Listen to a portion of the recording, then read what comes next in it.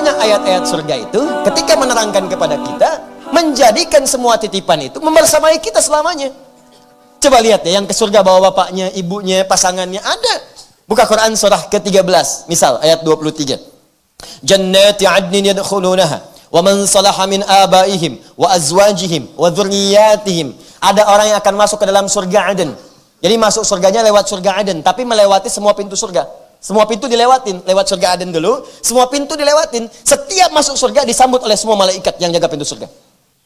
Ya, salamun alaikum bima sabartum. Mereka mengatakan, selamat Anda sabar saat berada di dunia mengamalkan amalan. Siapa yang masuk itu? Ternyata anak-anak yang bisa menggandeng bapak ibunya.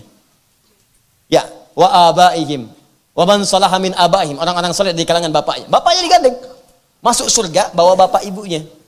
Masya Allah, bagaimana perasaan ibu yang telah mengandungnya saat di dunia. Dan dibalas itu dengan surga. Kalau dunia banyak lah. Kalau dibalas dengan mobil udah banyak. Balas dengan rumah yang belum beriman pun bisa. Balas dengan surga. Itu kebanggaan tingkat tinggi yang kita bisa persembahkan di akhirat nanti. Makanya cari amalan yang bisa menggandeng bapak ibu kita. Cari. Wa azwajihim, pasangannya. Jadi kalau suami, gandeng istri. Kalau istri, gandeng suami. Wa dzurriyyatihim, dan semua keturunan. Dzurriyyah, bukan aulad. Kalau aulad, anak-anak saja. Kalau dzurriyyah, anak, cucu, cicit sampai habisnya. Digandeng semua. Makanya satu-satunya makhluk manusia di muka bumi yang bisa menggandeng seluruh manusia umatnya ke belakang Nabi Muhammad SAW. Ya. Hamba Allah yang beriman, beramal saleh, umatnya Nabi Muhammad dipimpin oleh Nabi masuk dalam surga. Ya. Tapi ketika itu ada yang menarik. Bukankah suami saat di dunia itu titipan bagi istrinya? Bukankah istri titipan bagi suaminya? Bukankah anak titipan bagi kedua orang tuanya? Nah, titipan itu saat dititipkan, rawat itu dengan baik, Pak. Si kita itu titipan. Dititipkan kepada kita karena Allah itu melihat Anda yang mampu membuat dia soleha. Mudah bagi Allah menitipkan pada pria lain. Tapi ketika yang dipilih Anda yang dipercaya, di tangan Anda dia bisa jadi soleha.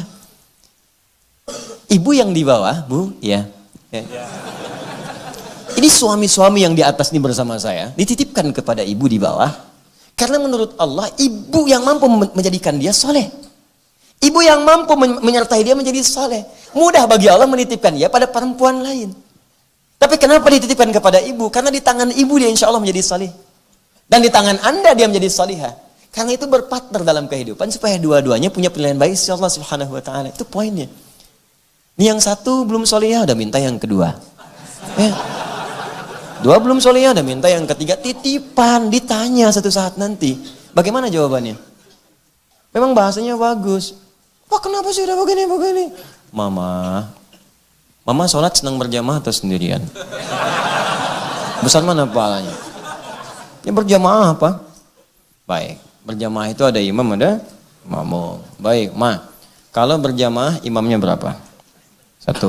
Baik, berapa imamnya? 1. Berapa? 1. Baik. Makmum berapa?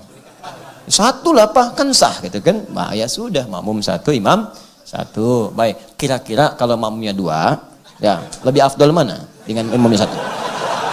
Ya 2. Terus kalau makmumnya 3, ya 3. Ya kalau 4, ya 4. Ya sudah. Pak, yang penting bukan banyaknya makmum, yang penting berjamaahnya sah di hadapan Allah Subhanahu wa taala.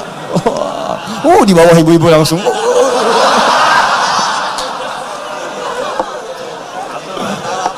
Aduh. Kamu gak usah ikutan dulu. Aduh. Dul, apa bedanya madu asli dengan palsu? Madu asli sama palsu apa bedanya? Allahu a'lam. Kalau madu palsu dibawa ke rumah, botolnya masih utuh. Kalau madu asli dibawa ke rumah, pecah sama botolnya. Kamu belum paham, tar aja deh.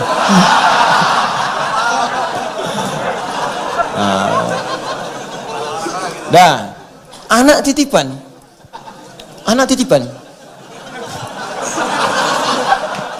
Aduh, Allahu Akbar.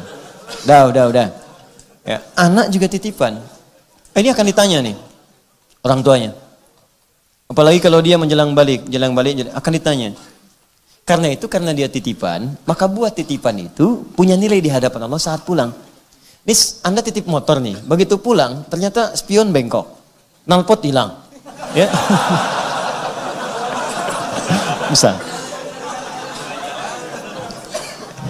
Ya, makanya begitu Anda bawa, tiba-tiba ada yang hilang. Pertanyaan saya, respon Anda pertama bagaimana? Anda pasti akan marah. Anda cari kan? Cari-cari gak ketemu, Anda marah. Sekarang ini anak titipan dari Allah kepada Anda. Yang Anda saja berharapnya sampai memelas-melas. Anugerahkan pada saya Allah, anugerahkan pada saya Allah. Nunggunya kadang-kadang lama. Ada yang 6 tahun, 8 tahun, begitu udah jadi disia-siakan. Udah lahir, udah dititipkan, kenapa disia-siakan? Maka jaga anak ini, rawat dengan baik supaya saat pulang Anda punya kebanggaan. Kan tuh motor kalau dirawat baik, rapi, pulang bersih, bahkan clean. Begitu Anda dapatkan Anda senang, bahagia betul. Ini saat pulang menghadap Allah, hafal Quran, sholatnya rajin, jadi anak hebat luar biasa. Pulang Anda bangga. Yang punya senang, begitu senang diberikan kepada Anda hak milik selamanya tanpa dipisahkan sama sekali. Tapi kalau nggak dirawat dengan baik, Allahu Akbar. Nestapa nanti. Maka semua hal yang didengar di akhirat nanti hanya berupa penyesalan. Apa Anda tega yang telah melahirkannya tiba-tiba mendengar teriakan anak di neraka? Makanya Allah kisahkan dulu kisah Kan'an dengan keluarganya. Ya, kisah-kisah kemudian yang sebelum-sebelumnya. Supaya apa? Supaya jadi pelajaran pada kita, jangan berlaku yang sama lagi. Jangan diikutin. Itu bukan dongeng pengantar tidur. Tapi amalan untuk diresapi dan diamalkan dalam kehidupan kita. Jelas ya? Ya coba pulang sini merenung dulu sebelum tidur. Cek anak-anaknya sekolah di mana. Jangan-jangan selama ini cuma membanggakan dunia tapi sholatnya nggak bisa. Apa Anda bangga anak jadi dokter, ya S3, bahkan profesor. Tapi saat Anda wafat nyolatin aja nggak bisa. Anda wafat mandiin aja nggak bisa. Hei Anda yang mandikan dia dari sejak kecil, Anda mandikan dia tuh disabunin, Masya Allah, dirata-ratain, dihilang-hilangin kotorannya.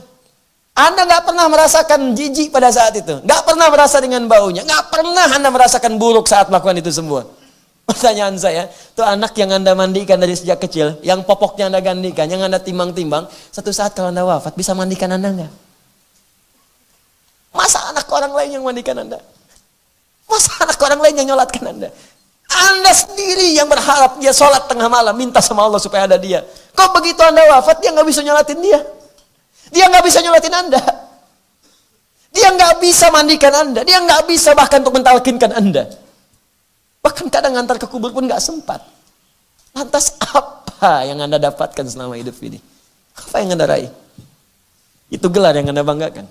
Itu harta yang Anda miliki. Ya, dan itu tidak memberikan manfaat bagi hidup Anda di akhir kehidupan Anda. Apa yang Anda banggakan? Gak ada nilainya. Lantas Anda bangga umumkan kepada orang, ini anak saya, prestasinya hebat dan sebagainya. Gak ada nilai. Kalau saat Anda wafat, dia tidak melakukan apapun untuk Anda pada saat itu. Gak ada nilainya. Jaga dengan baik, amalkan dengan mulia, karena semua titipan itu akan tiba waktunya yaum yang begitu dekat dijanjikan oleh Allah Subhanahu wa taala. Memang satu hari di atas itu 1000 tahun kehidupan kita, tapi kita tidak tahu di mana hari ke-1000 itu yang kita akan segera pulang untuk mempertanggungjawabkan apa yang telah kita kerjakan selama hidup di dunia ini. Nah, sekarang pertanyaannya, ya Allah, saya ingin berubah. Saya ingin menggunakan harta saya untuk kepentingan ibadah. Saya ingin menggunakan kedudukan saya untuk ibadah. Saya ingin gunakan ilmu saya untuk beramal soleh, dan saya ingin ajak semua keluarga saya untuk dekat denganmu. Bagaimana caranya?